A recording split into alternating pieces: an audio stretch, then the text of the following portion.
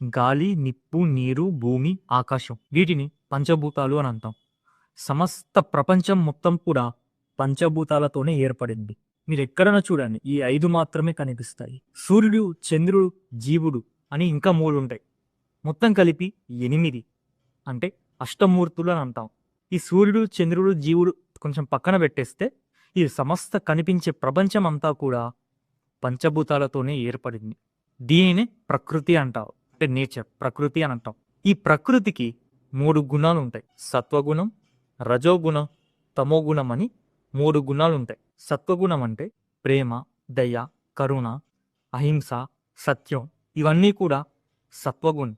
రజోగుణం అంటే అహంకారం, ఈర్ష్య, కోపం, పగ, ద్వేషం, మదం, మాత్సర్యం, ఇవన్నీ కూడా రజోగుణం. తమోగుణం అంటే కామం, నిద్ర, సోమరితనం, ఇటువంటివి తమోగుణం.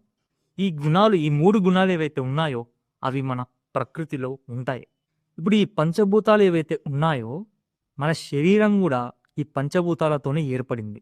బయట కనిపించే పంచభూతాలు ఏవైతే ఉన్నాయో అవే పంచభూతాలు మన శరీరంలో కూడా ఉన్నాయి. అంటే మన శరీరమే పంచభూతాత్మకం. ఇప్పుడు బయట ప్రకృతిలో ఈ 3 గుణాలు ఉన్నట్టే మనకు కూడా అవే 3 గుణాలు మనకు కూడా ఉంటాయి.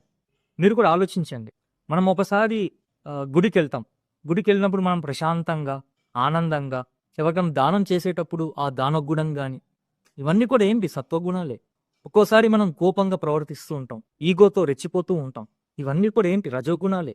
మనం ఒక్కోసారి కామంతో ప్రవర్తిస్తూ ఉంటాం, నిద్రపోతూ ఉంటాం, సోమరితనంగా ఉంటాం. ఇవన్నీ కూడా ఏంటి? తమోగుణమే. అంటే ఈ 3 గుణాలు కూడా మనలో